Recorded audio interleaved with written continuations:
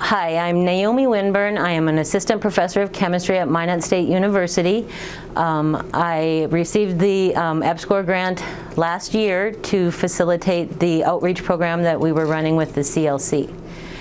The reason that we decided to write the grant and try to get money for the CLC program is I was doing this. I've been actually doing outreach for about 17 years, whether it's in the CLC programs, the open house at Minot State, or different like Girl Scout events and all that kind of stuff. But I wanted more supplies so that instead of watching me do science, I could get it a little bit more hands-on in their control and teach them to be scientists. And so of course more supplies means more money. So that's what we were doing. One of the things that I think my research at Minot State, like I said, I do chemistry, but I believe that we learn chemistry best by doing. So my favorite part of teaching is in the lab.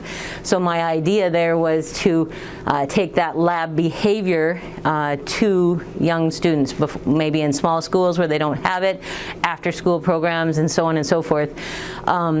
Girl Scout events, wherever I could get them to touch chemistry, and maybe to even get their parents to watch them touching chemistry, break down some of those phobias and so forth. You know, because we still have some of those misconceptions on how dangerous it is. And so it's good for that. It also is a way for me to get my students, my college students, more confident in their teaching and allow them to develop as their progress was going. So it was good for that. The student benefits for this program, I think, are great. When I first started doing this years and years and years ago, we did the Halloween event, or we did a little thing at the mall, or we did whatever, and then we would get asked more and more and more, and so it got away from Minot, the city, to acknowledge Minot State students, get them involved in the community, and doing that kind of stuff. It's wonderful for college students to be out doing positive, getting their faces out somewhere, whether it's athletics or, in our case, chemistry. We were trying to get that science face out. But it's also wonderful for the young people that we're seeing, because they maybe have never been in a chem lab or anything. So this happens to be one of the last carts we were doing right before we had to stop because of COVID. And the idea when I would come up with a cart, it literally is on a lab cart, and we would roll it into each school, and we would have 20 setups, 20 matching setups.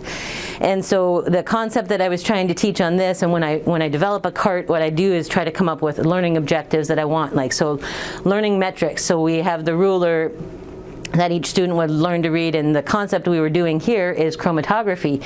So we used paper, thin paper chromatography.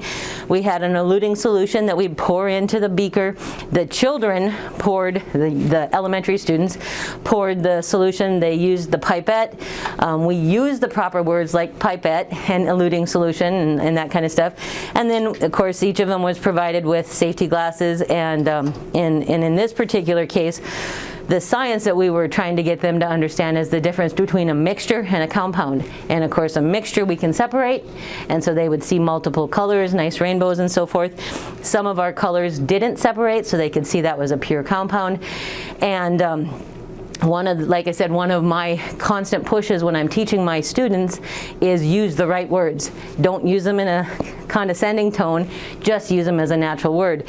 So when the kindergartners can use the word eluting solution, I'm in heaven, because they're saying that, you know, they're not shutting down.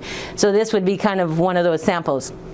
And then, like I said, the students would do this, and then of course we always tried to have something they couldn't do at home, so I would prepare like the traffic lights and stuff like that, and we would do chemical demonstrations then at the end. So just kind of showing you both parts. What I would say to anybody looking at this field is it's an amazing field. Coming into science at Minot State, I can give you lots of things. Well, we can give you lots of things that you can't get other places. First of all, you get hands-on participation. You get nice, low student numbers, and you get the ability to do this outreach and whether it's your own individual research, which we all do have our own research, or our outreach and so on. But it's a nice place. You can truly get what you want out of this program. So it's a good, strong program.